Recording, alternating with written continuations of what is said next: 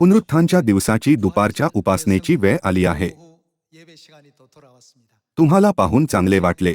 मला आशा आहे की तुम्हाला भरपूर आशीर्वाद मिळतील. आजचा दिवस आपल्या सुवार्तेच्या इतिहासातील सर्वात आनंदी दिवसांपैकी एक आहे.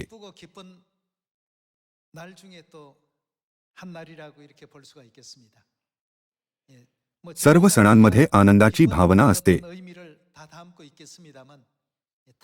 विशेषतः पुनरुत्थानाचा दिवस मौल्यवान आहे. कारण ख्रिस्ताने मेलेल्यातून उठून आणि मृत्यू व अंधकाराच्या शक्तीला नष्ट करून आपल्या सामर्थ्याला प्रकट केले.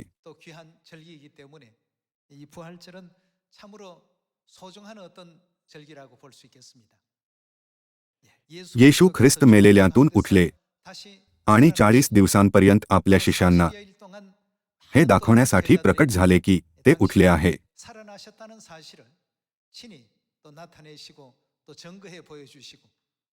40 दिवसांनंतर ते स्वर्गात गेले आणि हे आपल्याला स्वर्गारोहणाचा दिवस पालन करण्यास प्रवृत्त करते, हो ना?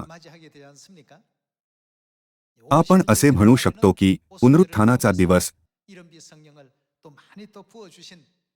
पेंटेकॉस्टच्या माध्यमातून प्रथम चर्चच्या पुनरुत्थानाचा प्रारंभ बिंदू आहे. जेव्हा पहिल्या पावसाच्या पवित्र आत्म्याचा वर्षाव करण्यात आला होता. आधी लोक विचार करायचे, जेव्हा एखादी व्यक्ती मरते तेव्हा सर्व काही समाप्त होत नाही का? म्हणून त्यांचा विश्वास होता की मृत्यूनंतर जीवन समाप्त होईल. पण ख्रिस्ताच्या पुनरुत्थानाद्वारे आपण मरण पावलो तरी पुन्हा जगू शकतो. हा विशेष संदेश अनेक लोकांपर्यंत पोहोचला.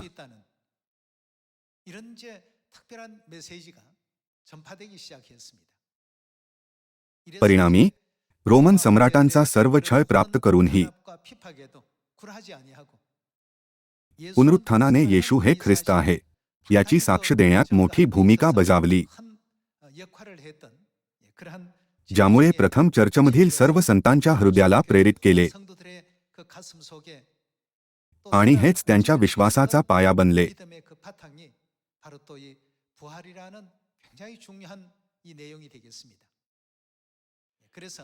जसे बायबलमध्ये लिहिले आहे, जेव्हा ख्रिस्त शेवटल्या दिवशी पृथ्वीवर येतील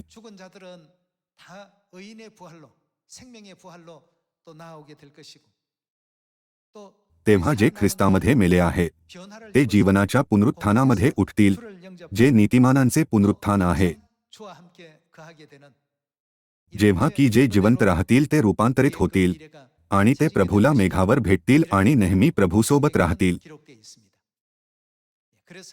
म्हणून पुनरुत्थानाची आशा बाळगणे महत्त्वाचे आहे. फक्त यासाठी की या पृथ्वीवरील सर्व जीवन समाप्त होत आहे याचा अर्थ असा नाही की शेवट झाला आहे. म्हणून त्या दिवसानंतर येणाऱ्या गौरवशाली जगासाठी आज आपण स्वतःला तयार करतो. बायबल आपल्याला शिकवते की जेव्हा या पृथ्वीवर परदेशी म्हणून आपले जीवन समाप्त होईल तेव्हा आपल्यासाठी स्वर्गाच्या राज्याचे खरे जीवन प्रकट होईल, हो ना?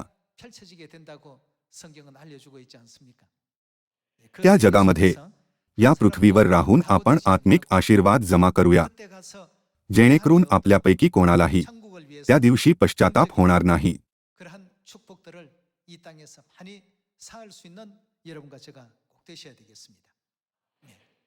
एकदा आपण स्वर्गामध्ये प्रवेश केल्यानंतर आपल्याकडे कोणतीही संधी मिळत नाही. या पृथ्वीवर सर्व काही ठरलेले असते, हो ना? म्हणून आपण अधिक उत्सुकतेने प्रार्थना करूया, अधिक परिश्रमपूर्वक प्रचार करूया आणि परमेश्वराच्या वचनाचा अधिक प्रामाणिकपणे अभ्यास करूया. मला आशा आहे की आपण आपल्या सभोवतालच्या सर्व लोकांना पुनरुत्थानाचा योग्य अर्थ सांगू शकू. आज या आपण रोमकरांस पत्र यावर जाऊया. रोमकरांस पत्र अध्याय 1 वचन 20. या आपण रोमकरांस पत्र अध्याय 1 वचन 20 वर एक दृष्टी टाकूया. कारण सृष्टीच्या निर्मितीपासून त्याच्या अदृश्य गोष्टी म्हणजे त्याचे सनातन सामर्थ्य व देवपण ही निर्मिलेल्या पदार्थांवरून ज्ञात होऊन स्पष्ट दिसत आहे, अशासाठी की त्यांना कसलीही सबब राहू नये. परमेश्वर म्हणतात की त्यांची सार्वकालिक शक्ती आणि दिव्य स्वभाव त्यांनी निर्माण केलेल्या प्रत्येक गोष्टीमध्ये लपलेली आहे. दुसऱ्या शब्दात आपण परमेश्वराच्या निर्मितीमध्ये त्यांची महान इच्छा शोधू शकतो. म्हणून त्यांचे दिव्य स्वभाव आणि शक्ती समजून घेण्यासाठी आपल्याला त्यांच्या निर्मितीचा अभ्यास करणे आवश्यक आहे. या आपण इयोब अध्याय 25 वचन 5 वर एक दृष्टी टाकूया. इयोब अध्याय 25 वचन 5 असे लिहिले आहे, पहा, त्याच्या दृष्टीने चंद्रही निस्तेज आहे आणि तारेही निर्मळ नाहीत. तर मर्त्य मानव जो केवळ कीटक, मानवपुत्र जो केवळ कृमी, त्याची काय कथा. हे वचन वर्णन करते की आपण परमेश्वराच्या नजरेत कसे दिसतो.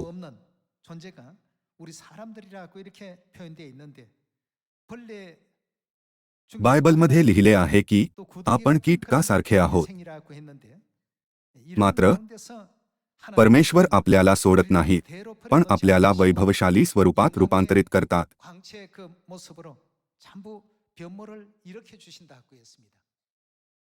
जेव्हा पुनरुत्थान आणि परिवर्तन होईल तेव्हा हे घडेल.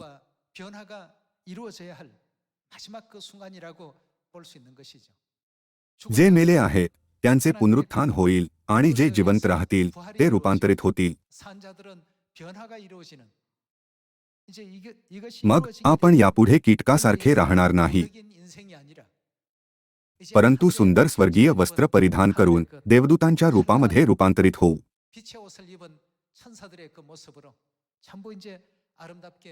म्हणूनच आपण पुनरुत्थानाच्या दिवसाच्या माध्यमातून पुनरुत्थानाची आशा ठेवली पाहिजे.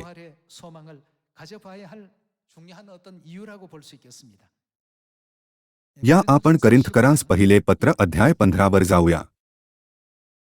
करिंथकरांस पहिले पत्र अध्याय 15 वचन 12.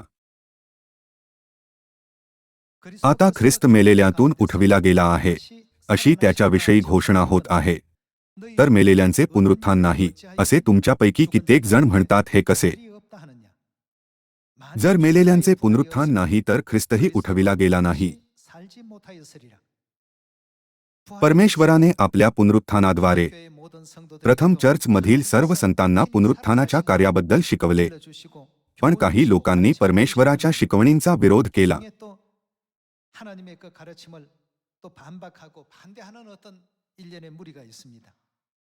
म्हणूनच प्रेषित पौलाने करिंथकरांना हा विषय पुढील प्रमाणे स्पष्ट केला.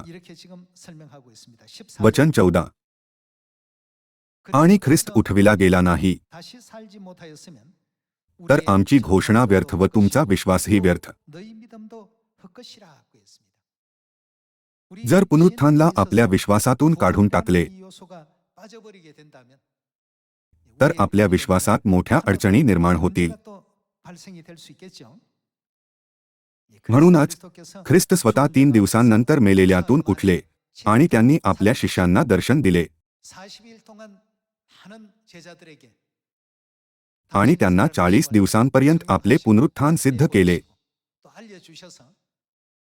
आणि त्यांना आज्ञा दिली की त्यांनी शोमरोनात आणि पृथ्वीच्या शेवटापर्यंत या सर्व गोष्टींची साक्ष दिली पाहिजे. या आपण वचन 28 वर जाऊया. या आपण वचन 28 पाहूया. त्याच्या अंकित सर्वकांही झाले असे जेव्हा होईल तेव्हा ज्याने सर्व त्याच्या अंकित करून दिले त्याच्या अंकित स्वतः पुत्रही होईल, अशा हेतूने की देव सर्वांना सर्वकांही व्हावा. अशी गौरवशाली वेळ त्वरित आली पाहिजे. या आपण वचन 42 वर एक नजर टाकूया. तसे मेलेल्यांचे पुनरुत्थान आहे. जे विनाशीपणात पेरले जाते ते अविनाशीपणात उठविले जाते. जेव्हा आपण मांस आणि रक्ताचे शरीर पेरतो तेव्हा परमेश्वर आपल्याला एक आत्मिक शरीर प्रदान करतील. बायबल म्हणते की ही प्रक्रिया पुनरुत्थान आणि रूपांतरण आहे. वचन 43. जे अपमानात पेरले जाते ते गौरवात उठविले जाते, जे अशक्तपणात पेरले जाते ते सामर्थ्यात उठविले जाते. पुनरुत्थान या शब्दाचा अर्थ उठवले जाणे असा नाही का? प्राणमय शरीर असे पेरले जाते, आध्यात्मिक शरीर असे उठविले जाते. जर प्राणमय शरीर असेल तर आध्यात्मिक शरीरही आहे. जरी आपण आता शारीरिक स्वरूपात आहोत, पण आपले पुनरुत्थान होईल आणि आपले रूपांतर होईल आणि परमेश्वर शरीराच्या वस्त्रांना पूर्णपणे स्वर्गीय देवदूतांच्या वस्त्रांमध्ये बदलून टाकतील. आपण परमेश्वराच्या अशा कृपापूर्ण आणि गौरवशाली दिवसाची उत्कटतेने वाट पाहिली पाहिजे. या आपण परमेश्वराच्या वचनाचा अभ्यास करत राहूया. या आपण वचन 44 पुन्हा पाहूया. प्राणमय शरीर असे पेरले जाते, आध्यात्मिक शरीर असे उठविले जाते. जर प्राणमय शरीर असेल तर काय? आध्यात्मिक शरीरही आहे. बायबल आपल्याला शिकवते की जशी भौतिक शरीर आहे तशीच आत्मिक शरीर देखील आहे. या आपण वचन 50 वर जाऊया. बंधुजन हो, मी असे म्हणतो की मांस व रक्त ह्यांना देवाच्या राज्याचे वतन मिळू शकत नाही. आपण या भौतिक शरीरासोबत परमेश्वराच्या राज्यात प्रवेश करू शकत नाही. म्हणूनच रूपांतरण आणि पुनरुत्थान आवश्यक आहे. मांस व रक्त ह्यांना देवाच्या राज्याचे वतन मिळू शकत नाही आणि विनाशीपणाला अविनाशीपणाचे वतन मिळत नाही. पहा, मी तुम्हास एक रहस्य सांगतो, आपण सर्वच महानिद्रा घेणार नाही, तरी आपण सर्वजण काय होतील? बदलून जाऊ. क्षणात निमिषात शेवटला करणा वाजेल तेव्हा, कारण करणा वाजेल, मेलेले ते अविनाशी असे उठविले जातील आणि आपण बदलून जाऊ. आपले शरीर कोणत्या प्रकारच्या शरीरात बदलले जाईल? आपण एका क्षणात आपल्या नाशवान शरीरातून अविनाशी शरीरात आणि आपल्या पापी शरीरातून देवदूतांसारख्या आत्मिक शरीरात बदलून जाऊ. आपण सर्वजण बदलून जाऊ. वचन 52. क्षणात निमिषात शेवटला करणा वाजेल तेव्हा, कारण करणा वाजेल, मेलेले ते अविनाशी असे उठविले जातील आणि आपण काय? बदलून जाऊ. कारण हे जे विनाशी त्याने अविनाशी पण परिधान करावे आणि हे जे मर्त्य त्याने अमरत्व परिधान करावे, हे आवश्यक आहे. हे जे विनाशी त्याने अविनाशी पण परिधान केले आणि हे जे मर्त्य त्याने अमरत्व परिधान केले, असे जेव्हा होईल तेव्हा मरण विजात गेले आहे, असा जो शास्त्रलेख आहे तो पूर्ण होईल. पुनरुत्थानाची आशा ही सर्वात महत्त्वाच्या गोष्टींपैकी एक आहे, जी आपल्याकडे असली पाहिजे. जेव्हा पिता या पृथ्वीवर होते तेव्हा त्यांनी एकदा आळीच्या कातकिडा बनण्याच्या प्रक्रियेद्वारे सोप्या पद्धतीने समजावून सांगितले होते.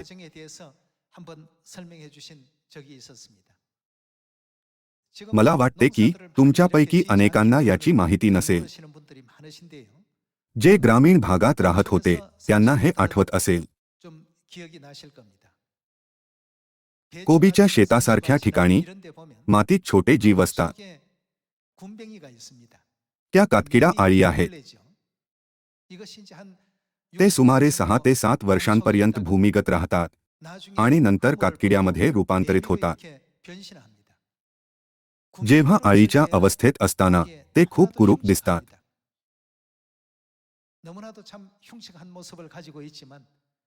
मात्र जेव्हा ते कातकिड्यामध्ये रूपांतरित होतात आणि आकाशात उडतात तेव्हा ते अद्भुत दिसतात. पिताने म्हटले की जरी आपण आता भौतिक शरीरे धारण करत असलो तरी ती आत्मिक शरीरे बनतील, आणि जरी आता आपल्याकडे नश्वर शरीर आहे तरी परमेश्वर आपल्याला अविनाशी शरीरात बदलतील. हीच प्रक्रिया तेव्हा होईल जेव्हा मेलेल्यांचे पुनरुत्थान होईल आणि जे अजूनही जिवंत आहेत ते रूपांतरित होतील. ते परमेश्वराच्या राज्यात सार्वकालिक जीवन आणि आशीर्वादांचा आनंद घेतील. म्हणूनच या पृथ्वीवर फक्त आपल्या भौतिक शरीरावर लक्ष केंद्रित करू नका.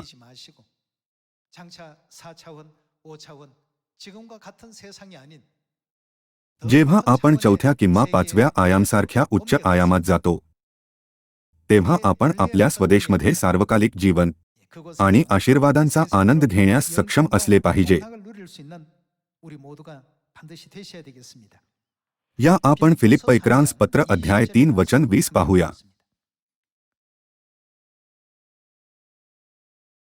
आपले नागरिकत्व तर स्वर्गात आहे, तेथून प्रभू येशू ख्रिस्त हा तारणारा येणार आहे, त्याची आपण वाट पाहत आहोत. ज्या सामर्थ्याने तो सर्व काही आपल्या स्वाधीन करण्यास समर्थ आहे, त्या सामर्थ्याने ते काय करतील? तो तुमचे दैन्यावस्थेतील शरीर म्हणजे आपल्या भौतिक शरीराला बदलून स्वतःच्या गौरवावस्थेतील शरीरासारखे व्हावे म्हणून त्याचे रूपांतर करील. या गौरवामध्ये सहभागी होण्यासाठी आपल्याला सियोनमध्ये राहिले पाहिजे आणि परमेश्वराच्या शिकवणींचे पालन करणारे विश्वासू जीवन जगले पाहिजे, हो ना? म्हणून पुनरुत्थान आणि रूपांतरणाची वेळ आहे, जेव्हा आपले अस्थायी शरीर वैभवशाली शरीरात बदलले जाते.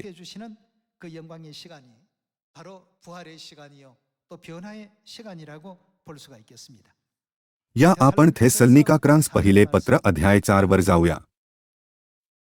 या आपण थेसलनिकांस पहिले पत्र अध्याय 4 वचन 14 वर एक दृष्टी टाकूया.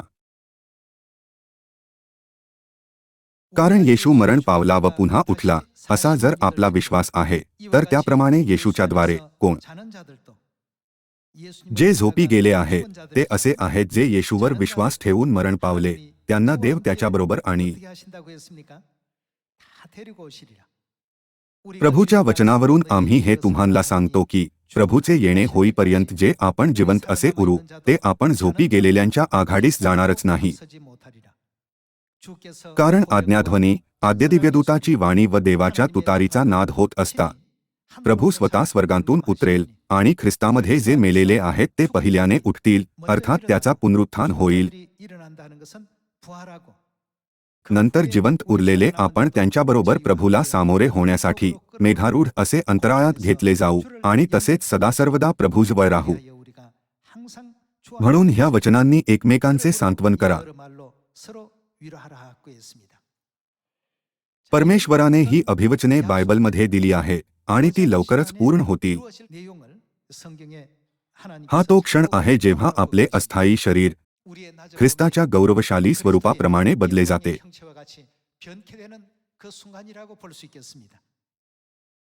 येथे देखील असे म्हणले नाही का की आपण एका क्षणात बदलून जाऊ?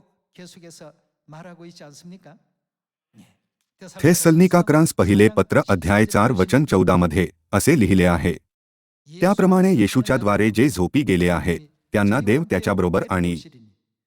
प्रभूच्या वचनावरून आम्ही हे तुम्हाला सांगतो की प्रभूचे येणे होईपर्यंत जे आपण जिवंत असे उरू ते आपण झोपी गेलेल्यांच्या आघाडीस जाणारच नाही. कारण आज्ञाध्वनी, आद्यदिव्यदूताची वाणी व देवाच्या तुतारीचा नाद होत असता प्रभू स्वतः स्वर्गातून उतरेल आणि ख्रिस्तामध्ये जे मेलेले आहेत ते पहिल्याने उठतील. नंतर जिवंत उरलेले आपण त्यांच्याबरोबर प्रभूला सामोरे होण्यासाठी मेघारूढ असे अंतराळात घेतले जाऊ.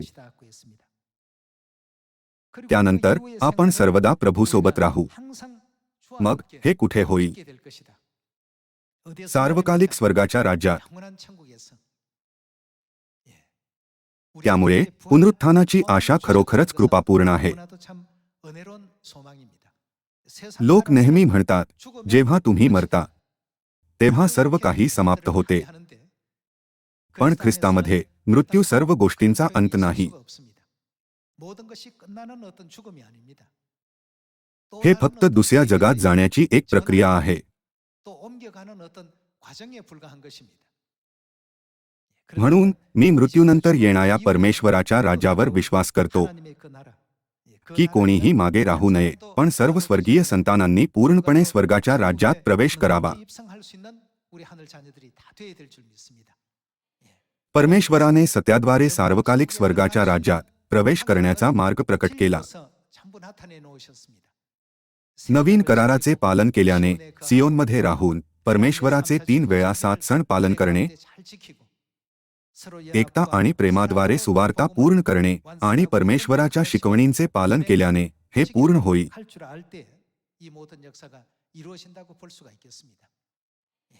पुन्हा एकदा मी जगभरातील सियोन परिवारातील सर्व सदस्यांना, ज्यांनी बाप्तिस्मा घेतला आहे आणि सत्यात प्रवेश केला आहे, स्वर्गाचे नागरिकत्व प्राप्त करण्यास आणि ख्रिस्ताच्या अभिवचनामध्ये सहभागी होण्यास सांगतो. कोणीही मागे राहू नये. या आपण सर्व हात पकडून ज्यांच्याकडे कमतरता आहे त्यांची मदत करूया, जेणेकरून आपण सर्व स्वर्गामध्ये प्रवेश करू शकू. जे लोक मार्गापासून भटकले आहेत त्यांना योग्य मार्गावर पुन्हा आणूया. जेव्हा पिता परत येतील तेव्हा तुम्हाला आणि मला शाबासकी मिळो.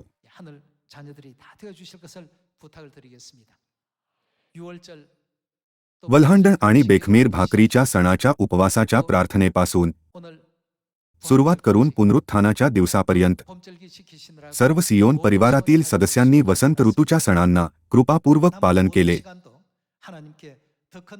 मी प्रार्थना करतो की उर्वरित वेळेमध्ये प्रत्येक कुटुंबाला आणि प्रत्येक चर्चला पवित्र आत्म्याचा आशीर्वाद दिला जाईल आणि तुमच्यापैकी प्रत्येकाने पवित्र आत्म्याच्या कृपेला परिधान करून जीवनाच्या पुनरुत्थानामध्ये भाग घेतील. आपल्याला ती आशा देण्यासाठी 2000 वर्षांपूर्वी ख्रिस्त पहाटे मरणातून उठले होते.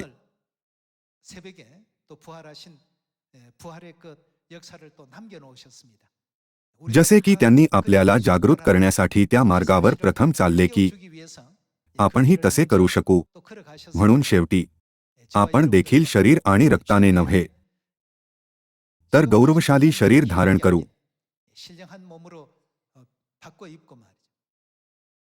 आपले शरीर अळीसारखे नाही, पण आकाशातून मुक्तपणे फिरणाऱ्या कातकिडा किंवा ड्रॅगनफ्लाय सारखे असेल. ड्रॅगनफ्लायच्या आया पाण्यात राहतात आणि कातकिड्याच्या आया 7 वर्षापर्यंत भूमिगत राहतात. नंतर जेव्हा त्या प्रौढ होतात आणि आकाशातून उडतात तेव्हा त्यांचे रूप पूर्णपणे वेगळे असते.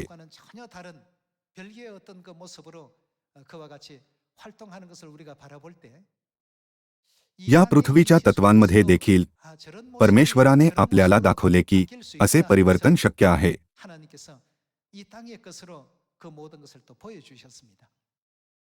आपण आता असे दिसू शकतो, पण जसे की आपण नजीकच्या भविष्यामध्ये गौरवशाली रूप धारण करणार आहोत. म्हणून मी सियोनमधील सर्व भाऊ आणि बहिणींना त्या भविष्याची आशा करण्यास आणि पिता आणि माताला गौरव व स्तुती करण्यास सांगतो. आशा करून की आजच्या संदेशामध्ये तुम्हाला कृपा मिळाली असेल. मी आज दुपारच्या उपदेशाला समाप्त करू इच्छितो. तुमचे आभार.